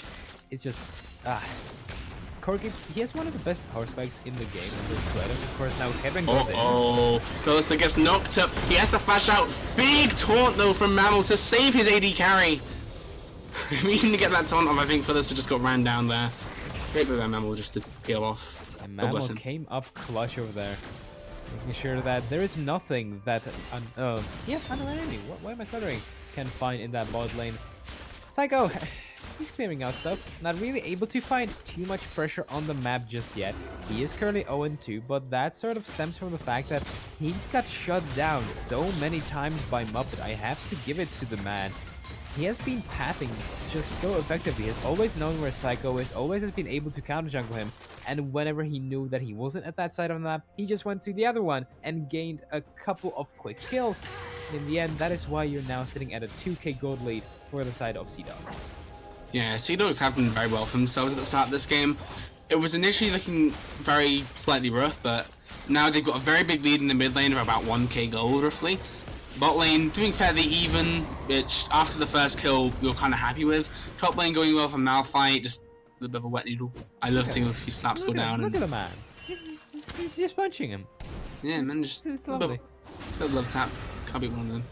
And then Jungle's also going really well from Muppet, like you said. He's done a really good job at this tracking where Psycho is, and it means that now the Xin Zhao, who is expected to kind of have these early to mid game leads, actually fallen behind, which isn't what you'd normally expect. Yeah, his influence has essentially been nullified, and right now it's only going to get tougher for him as Xin Zhao, he falls off so goddamn much in the late game. And especially if you have Hail of Blades, you're always looking to find these early game skirmishes to utilize that amount of damage that you can increase in that early game. Not going for something like Phase Rush will hurt him in the long run. Now, Muppet, that top side jungle gets engaged upon by Psycho. Yeah, it's going to be a bit of a fight. Oh, but here comes the Galio ultimate. Gets hit. Muppet gets the kill in the end. Great play by Mammal just to save him there. I thought for a second he might have lost that 1v1, but Yeah, very, very good use of the hero's entrance. Yeah, he could have had lost it, perhaps. Psycho, I feel like that was possibly one of the last moments where Psycho could have had influenced the game and tried to get himself back in the lead, but now lineup of Seadogs are getting engaged upon. Yes, they are. Yeah, they are. The double knock up into the shockwave. Lots of damage going on to Weedfish. He's been stunned up. Gets ignited, but look how much damage he has. He's able to get a kill and get out. Great play by him as Sir Hench. Me tank, me smash. Runs down Colin. Unable to actually finish him off, but he's Malphite. He's fine taking all this damage. Just Mammal actually goes in for a bit of a wacky engage there. Gets the ignite down onto Yubin. Oh, the flag just misses, and now Muppet caught out. Does get took down, but Mammal, he does get the response call, yeah, but the ignite actually gets the kill. That is a trade. You know what? I'm gonna call it that. A 2-for-1, I believe it was. Of course, one more kill going into the pockets of Corki. Once again, Seadogs are just going to be able to run away with this lead so well in the bot lane. Philister, in the meantime, takes the turret. I believe he got 4 plates out of that. Psycho is there. He can find this kill. Not sure what the idea there was. Perhaps he thought that that Mammal was somewhere around. I'm a bit unsure, but regardless, Psycho doesn't go for the play. And I think the idea was that Weedfish had package, so if anything did happen, Weedfish just zoomed down to bot lane. Yes. Very good. Very good. Of course, Flexer was also there. They could have had possibly taken the 2v2, but in the end, Corki, he does have that Triforce. He is such a scary little... I wanted to say, you know, some ideology, but I realized it's just the skin. But he doesn't have it, so he's a fighter, you know. He's a fighter. He's going to have the best skin in the game, by the way. Just throwing it out there, Corki. It's such a good skin. I love it so much. Well, you can get excited for that, but Muppet's very excited in this mid lane, going for a giant cataclysm, but he might just get to that attack. Oh, he just survives. The Triumph saves him. Oh, never mind. Super Mega Death Rocket gets the kill. And Weedfish now possibly cut out 3 members, but great top by Mammal once again saves his mid laner. And now, look at the damage he has. That's insane. Oh, and the TP's coming in now. Hench, Unstoppable Force, gets 1. Will they get to? Sickle tries to go for the kill, but it's not going to happen. Weedfish gets himself another 5-0-1 on this Corki. He's having a stellar game. He's just enjoying himself. He's just flying all over the place. Of course, Yui, they tried to engage onto Seadogs, but in the end, it's Seadogs who have the lead. It's them who have the upper hand in this game. Look where Philister is. What he's doing. Jesus Christ, leave those minions alone. He's playing a PvE game. He's just... why? He has 4 assists, but he has 145 CS. He has the Infinity Edge finished. And so far, the rest of his team are just snowballing this game out of control. The second Infernal is going to be taken just shortly, and it's going to be so difficult for UE to come back into this game. Man, you just got Phil kind of sat there, feet up, drinking his hand. He's chilling out. The rest of his team's like having big brawls over on the other side of that. Yeah, I'm just chill. I'm farming up. And the scary thing is letting a Kai'Sa farm up is actually a scary thing to deal with. And I think come the mid-game fights, I mean, they have double Infernal. Like, that's just so scary to think about. Not only the Corki, who's 5-0-1, Jarvan, Malphite, Gardio, their engage is insane, but also the fact that First has been getting free farm pretty much this whole game and now has a 700 gold lead, despite the fact that Faxer is the one with the kills.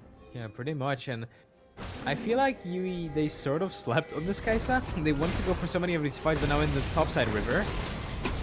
Okay, I thought that was going to be more climactic, but Muppet doesn't decide to... Big tank play as I drop my coaster on the ground. What did you drop? Coaster, I think you put your drink. Oh wow, well, good night, Pop Muppet. Oh my goodness, Muppet just got deleted. My goodness, I looked away for 1 second and he's gone. But possible engagement from Kai'Sa. Oh, Hench is rooted up on the side there, but he is Malphite. He is Big Tonk. Will he survive? He's down after all out of there. See, Mega Death Rocket does not catch him, unfortunately, and now mid-lane priority does go to the side of Seadogs. And right now, what I feel like is going to be the name of the game for Unknown Enemy is trying to find these picks. Once again, they have so much engaged. They have this Alistar, they have this Zinzao, they have this Sion. They can find these numerical advantages and just run away with them. the CS lead isn't still too terrifying. If they can find a couple of these kills right now, and once again give them over to the AD carry, in this case Flaxer, a Jinx with a couple of kills is still going to be really terrifying. I just looked at top lane, like Phyllis, he's literally playing a single player game at this point. So you're just putting more proof into the factory built kind of minions kind of thing. Yeah. That it's literally PvE. They're just sat there. Yeah, But it looks like there could be a possible counter gank coming down from the side of UD. They're just going to be sweeping out some vision for the time being, though, as other members are forced to back out. Yeah, right now, Sir Henge doesn't have to teleport either, so unknown enemy, they can go for a 5v4 fight pretty securely. They do just have to go for this Herald, which is actually coming down surprisingly fast, but I think that Seadogs wants to contest it. Yeah, they need to be careful. Mammal does get cut out, but he is going to use his W to give himself that little bit of extra tankiness. And here comes the big cataclysm on the backside. Here comes the hero's entrance, knocks up a bunch of players. Mammal might go down, but Flaxer, can he survive? I don't know if he got triple kill, quadruple kill. Is that a penta? No, is it? It is a penta. Yes, it is. It is going to be a penta for Philister as the return is also secured. Now Riftshot coming down in that mid lane is going to be easy game for Seadogs to just run it down mid, secure these turrets, possibly an inhibitor as well. 10 seconds up now on those death timers for unknown enemy. One big fight.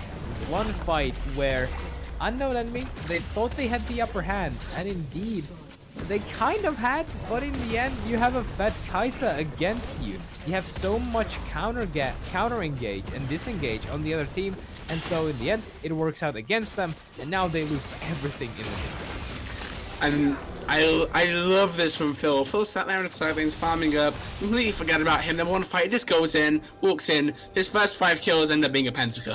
It's just, Yeah. okay, yeah, there we go. There's the Kai'Sa win condition right there. And I feel now, like, Jesus Christ. now they have priority like across the whole map there. Look, they're just able to get vision in so many places and just push out lanes because they can. And the Baron buff is also spawned, so the fact that they have so much vision control over this topside river means that they can go for it at any time that they would like.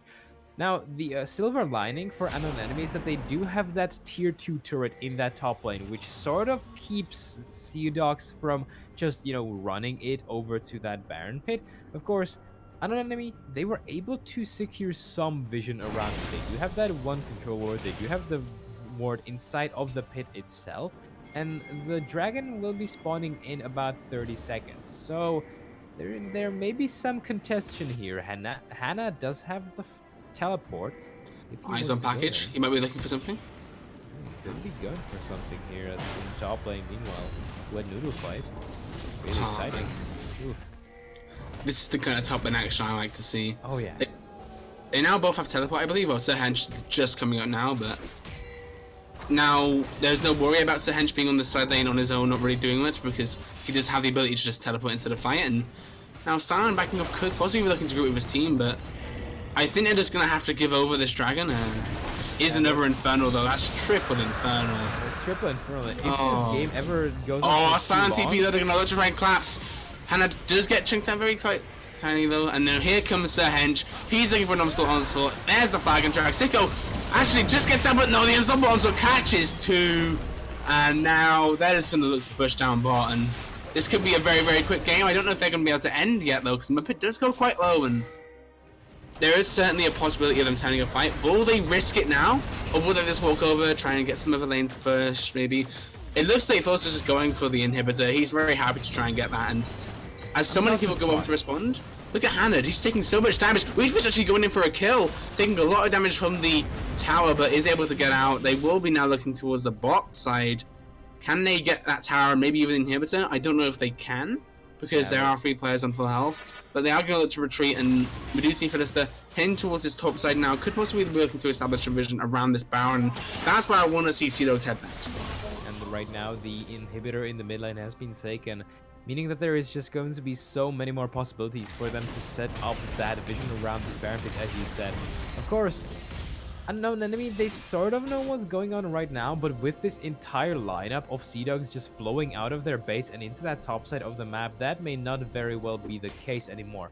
I really want Philister to actually go with this team for once, instead of just, you know, playing PvE, because right now they can go for these fights. They have Philister on 3 items at minute 24. Oh, Unsolvable Force is just coming up, by the way. So I'm just ready to go in on flanks. Oh no, someone would say some character, of course. Yeah, Strange getting chunked a bit. Flexer, Jesus Christ, that's a lot of damage. Now, no vision contention from UE just yet. They cannot precisely go even near Seadogs because they have just such little damage in comparison. They're just running at Silent, forcing it away. That's just depressing, honestly. Well, the jungle goes completely dark for you. Well, Sanj is walking as fast as he can towards the enemy team, just zoning them completely off. And now, essentially, what they're trying to do is bait a little bit of a fight around the Baron buff. Just get some engages going off, bit of poke, and essentially make it so that an enemy have to come to you, or just get the Baron. And those are the 2 options. The Philister is caught out on the sideline here, but never mind, Muppet comes in, they're going to get themselves a kill. The 7th death of Sicko is Philister. Oh, the Shockwave! Oh, Colin might be able to do something for his team. He's looking to try and get some damage down, but Muppet gonna be looking for a dive. The camera split across that fight, but Hannah gets locked down. Colin forced to flash away. It's a double kill for Philister. He's now 9-0-5, and Christ almighty, just imagine like the 0-0-4. Remember that like 10 minutes ago? Phil just like chilled out, completely fine on the side lane, and now he's 9-0-5. Yeah, he just chilled out and suddenly he's under so much pressure that he flashes and heals into a wall. Regardless, that fight did go into the favor of Seadogs. Once again, no surprises there. Inhibitor will fall right now, and at this point it can be either the game or Seadogs going for that Baron buff. They still have a lot of time. No vision for UE there to even try to contest. Psycho is up, so they can perhaps go over and regain some of the vision that they have lost, but 22-6 in the terms of kills, 11k gold lead for Seadogs. It's going to be a really tough road for UE to take. And they disrespected the fact that they have so many semi-global ultimates against them. Mammal, he was just able to jump in that top lane, just not making any place, or what's it called? Any space, yes, for UE to try and take a lead back into their own hands. And well, right now, it's just... it's so difficult for them. As you said, I just want to give them a hug, man. Yeah, I mean, it's gonna be tough. I mean, Triple Inferno, 11k gold lead, the Kaiser who's 9-0-5. Like, we're talking about this Corgi being the big threat, but now Philister in these like mid-game fights, now coming up to late game, is just so hard to do with. And that Baron has just melted. That's like, it's like a hot. It's like butter across a hot pan. It's just melted. It's gone. Yeah, it's like when you sprinkle, what's it called, a snail, like across the soft parts with salt, and you just, you know, yeah, that's the thing. I feel like that's what happened with that purple worm. I'm not gonna describe it because it's actually pretty graphic, but yeah, that sounds pretty not nice. You know what is nice? Corgis. And yes. Corgis are very, very good. We like Corgis. And we also like, look at Corgi right now.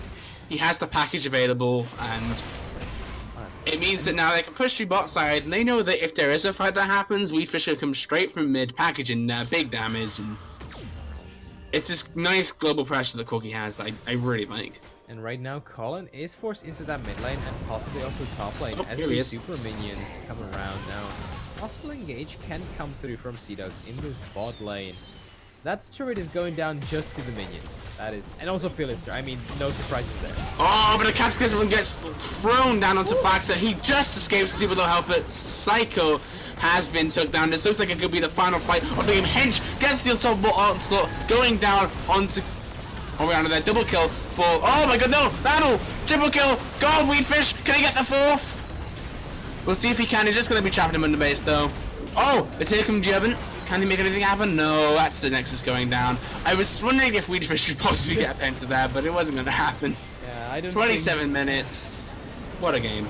Yeah, I don't think that UE sort of wants to give 2 Pentacles away in one game. That would be just a BM of their own, essentially. But, well, once again, a clean game that we saw, and they sort of just stomp any ego that Yui managed to get with that winning record, just cementing themselves as the more dominant team today in the middle of the pack as we keep on going further and further into the league.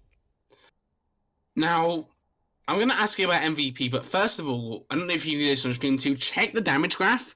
Oh yeah, Corky did nearly double the next person below him. well, That is an incredible amount of damage, but there are so many MVP candidates because you look at Mammal and the amount of times he just quashed any sort of attempt at an engage, and Philister, who came from farming bot lane to just winning fights right by himself. It was just like, okay. there's so many places to look at. Yeah, I have a questionnaire for you. Okay, so Okay. Koki dealt the most damage to Yes. champions. Yes. Who do you think dealt the most damage to objectives? Now, Hmm. gonna put it out there, it may or may not have been the guys who was sat aside in the whole game. Yeah, I mean, to be fair, she did just, pound away on those turrets and those minions, just destroying so many families or factory products, depending on what story you want to go for. Regardless, Philister had such a big impact in this game because he was just able to get fed, get those items, and in the end, well, there was nothing that once again Yui could do. They botched a lot of the engages that they tried to go for. They had a clear winning objective, which was Psycho being influential in the early game. They were unable to play through that, and in the end, they just fall in 28 minutes. Wait, what was the first one long? Wasn't it like It's 27? around 27 minutes. So Yeah, that's quick games on the stream today. quick games. Yeah, I mean, it was fun. It was fun. It was sort of fun to watch. To be fair, stomps, they're not precisely the most fun thing to cast or watch, but I feel like we can highlight the fact that Seadogs, they played very, very well. Of course, Yui, they botched a lot of those plays, but whenever you saw these ganks coming through with Wheatfish, with those immensely perfect teleports, if you saw Mammal just getting that taunt after taunt after taunt and denying any sort of engage that Herben tried to put down. If it was Muppet with that superior pathing, it was just so impressive to see this team just perform and go unleashed really on Yui. And while it was sort of a bullying match, we can pick apart the positives. So hey, the better team won at the end of the day. Yeah, and that's why picking an MVP is so hard because there's so many candidates. You have Muppet, who was part of 21 of the 25 kills, insane kill participation. This guy was everywhere. Hench had some really clean engage. He didn't die once. He was an immovable rock in the top lane, as Malphite should be. Weedfish outputted an insane amount of damage onto champions. Philster, and he had so much damage on objectives, but my MVP personally would go to Mammal.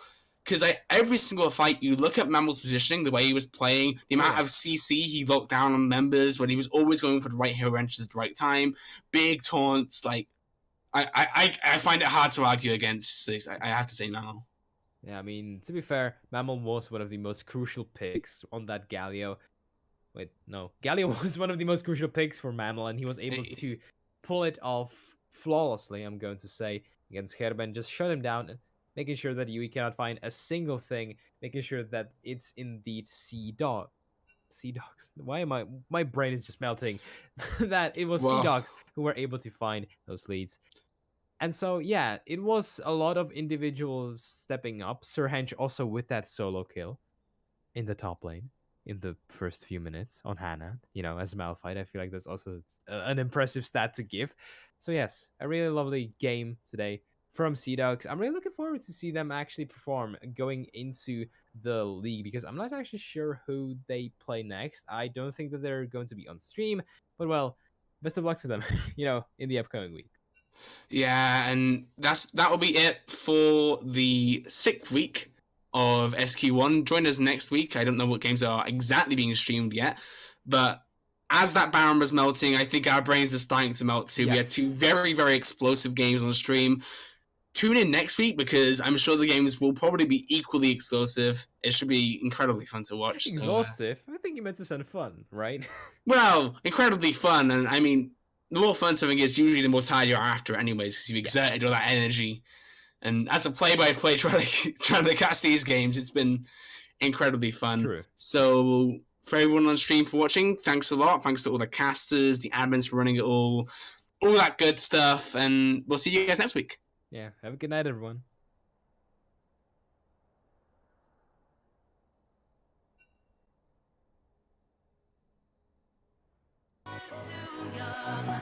And I didn't understand that you were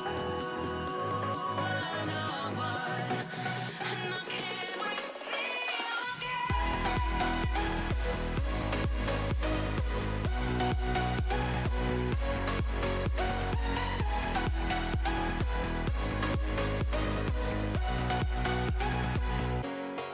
I can't wait. I can't wait.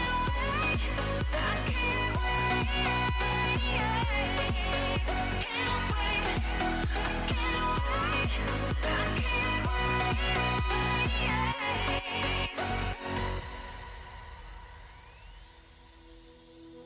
Hindsight is fleeting, oh, and your heart's bleeding, and all you can see is red. Till you discover it is within each other to forgive and make amends. If I am no